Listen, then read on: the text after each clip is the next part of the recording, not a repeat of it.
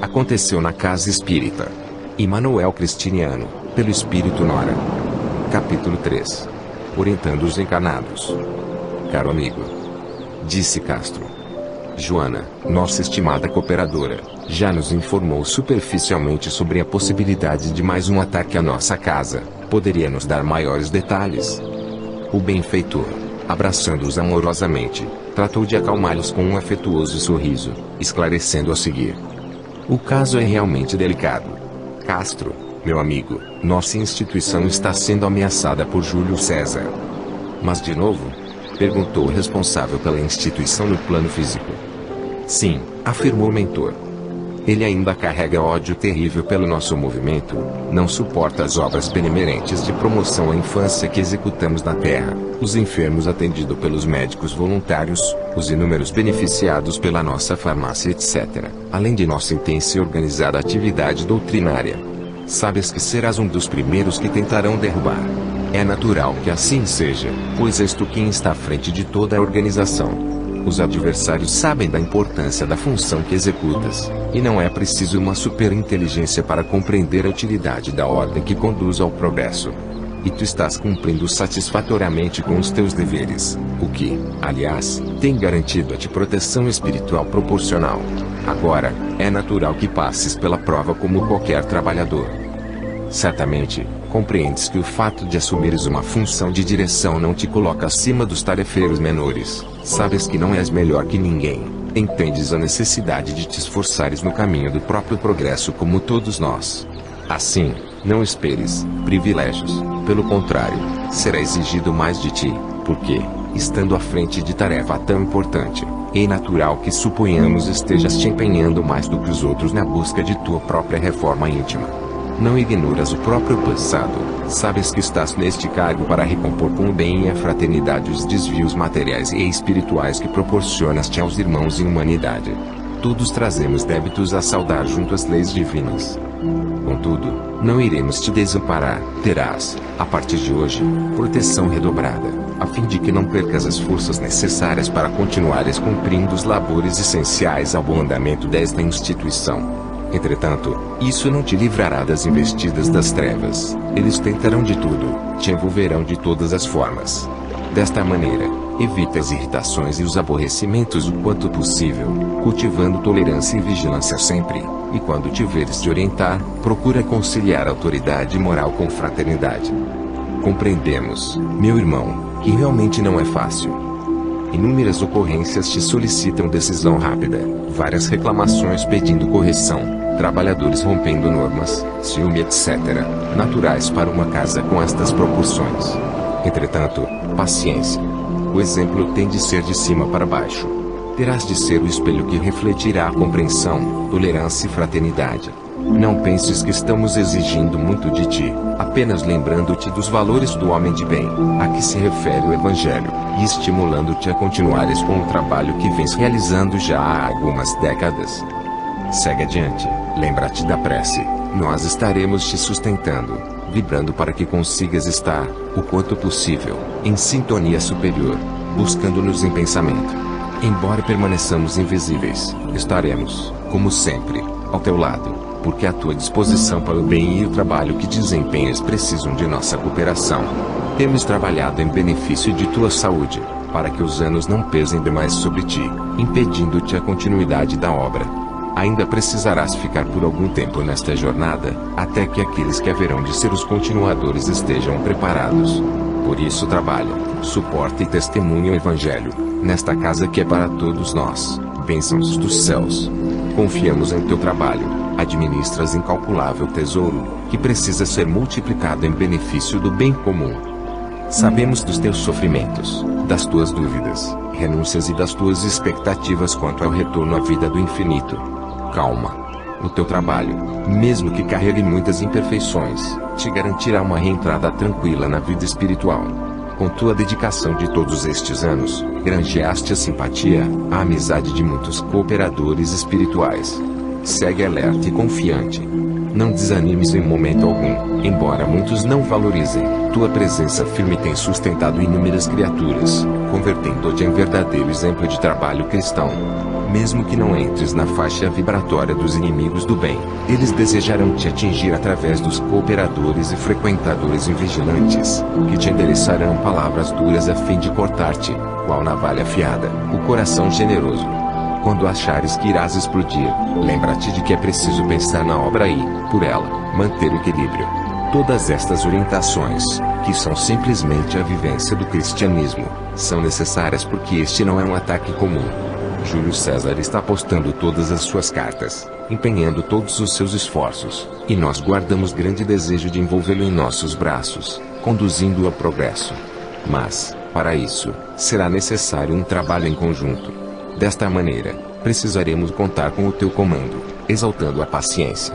Terminadas as colocações do dirigente espiritual, Castro solicitou emocionado: sendo este um caso tão grave, permita-me lembrar desta nossa conversa, quando despertar no corpo denso, para que tenha possibilidade de tomar as devidas providências.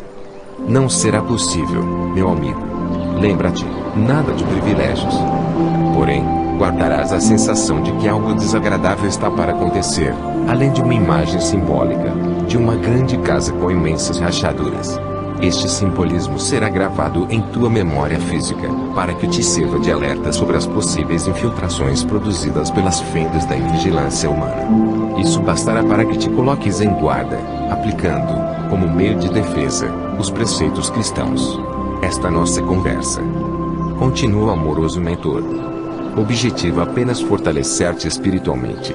Terás de vencer com o próprio esforço, conduzindo com o próprio exemplo os tarefeiros do bem, evitando sempre a proliferação das fofocas, que são fatais em casos de ataques espirituais. E, voltando-se para um outro tarefeiro dedicado que acompanhava atentamente a conversa, o emissário do bem acrescentou: quanto a ti, Israel, as mesmas recomendações, acrescidas de um cuidado redobrado com a pureza doutrinária. Tens em tuas mãos o coração da instituição, isto é, o próprio Espiritismo. É de extrema importância continuarmos zelando pela pureza doutrinária, e permanecermos com a divulgação do Espiritismo através dos cursos sistematizados, preparando doutrinariamente quantos desejarem servir na seara de Jesus. Com estudo doutrinário constante, os trabalhadores do Espiritismo têm as atividades disciplinadas.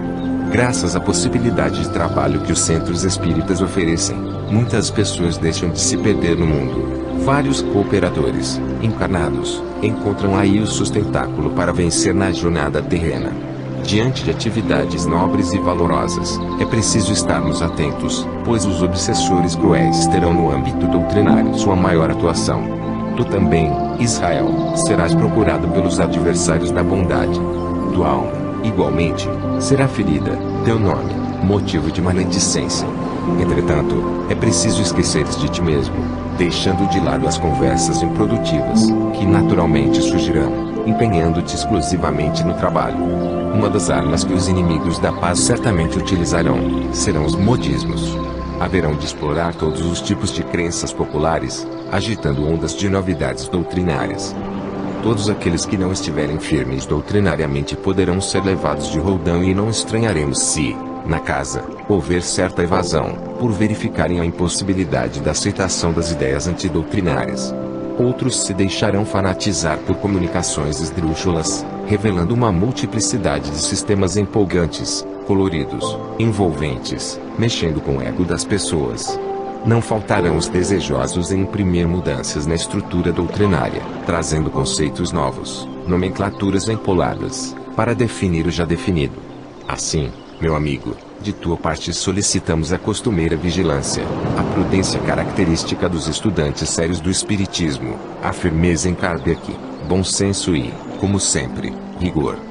Lógica e razão na análise de tudo que vier dos Espíritos. Se te pedimos firmeza na defesa da pureza doutrinária, também te solicitamos disposição e fraternidade no esclarecimento dos futuros modismos, compreendendo as mentes invigilantes, o orgulho e a vaidade sobreexcitados. Será para ti excelente oportunidade de exercitares a caridade dentro da própria casa. É provável que o método que te foi inspirado, para a elaboração dos cursos sistematizados, seja considerado, por alguns, ultrapassado, talvez vozes eruditas bradem que a modernidade exige considerações científicas aprofundadas, atualização do pensamento kardeciano, que tuas diretrizes, no campo das aulas, não suprem mais as expectativas dos alunos. Diante disto, tua postura deverá ser a do companheiro que se colocará à disposição para a revisão do trabalho, do método, da técnica, sem contudo mudar os objetivos. Aceitará somente o que for razoável, lógico, e o que estiver em condições de ser implantado e assimilado pela maioria. Na administração da casa espírita é preciso pensar no todo. Evita as empolgações, continua com teu trabalho discreto, sem grandes pretensões.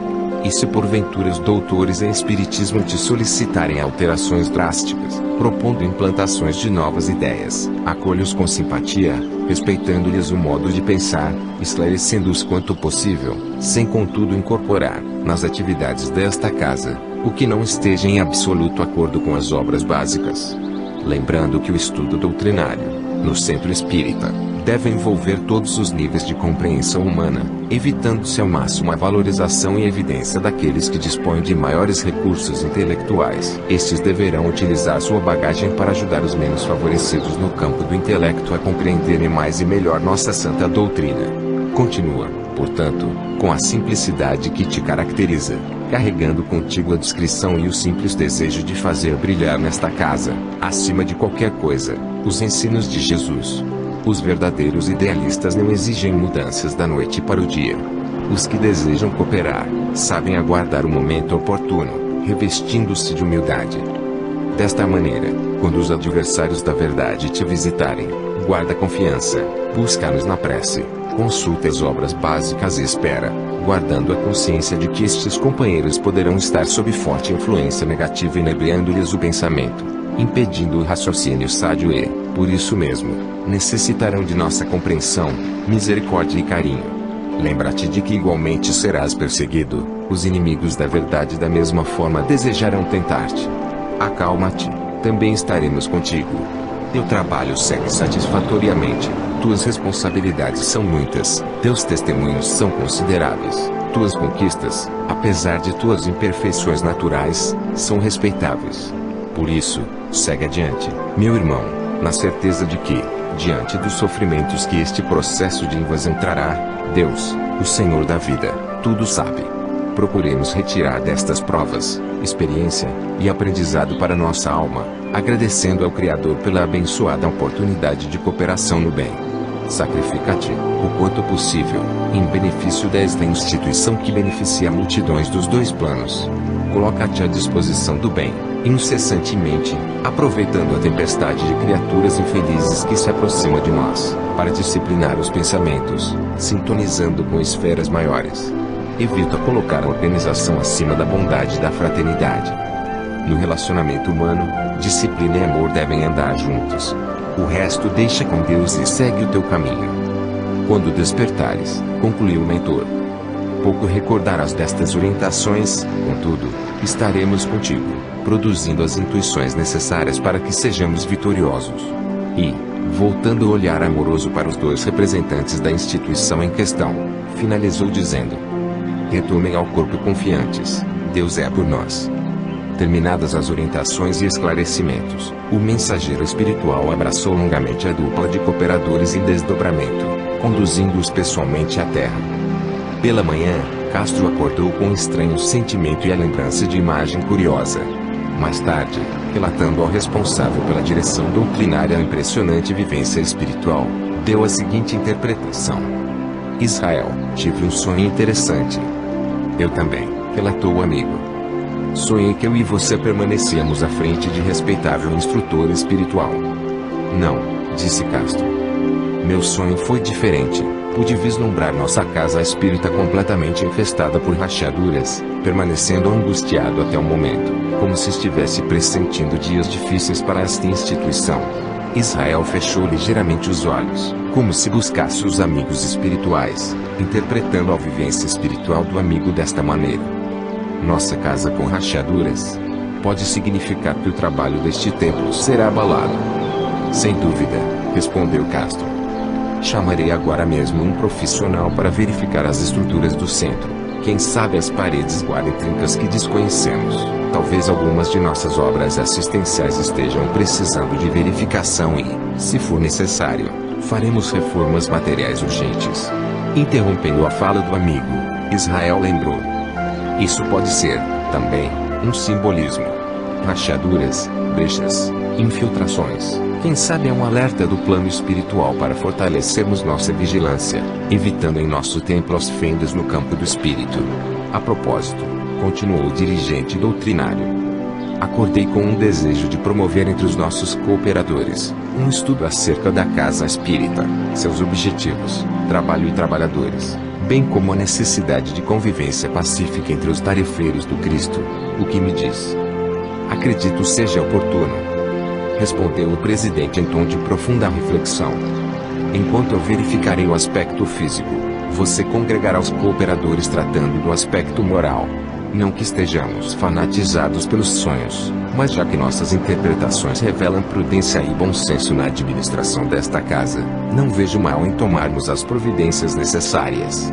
Tendo cada qual guardado, das vivências espirituais, o que mais lhes havia impressionado, os amigos espirituais alcançaram o objetivo: permitir que os responsáveis, com suas próprias capacidades e sob inspiração superior, se movimentassem a fim de se organizarem e se fortalecerem. Desta maneira os dois planos da vida estavam em comum acordo, vibrando na mesma sintonia, amparando-se mutuamente.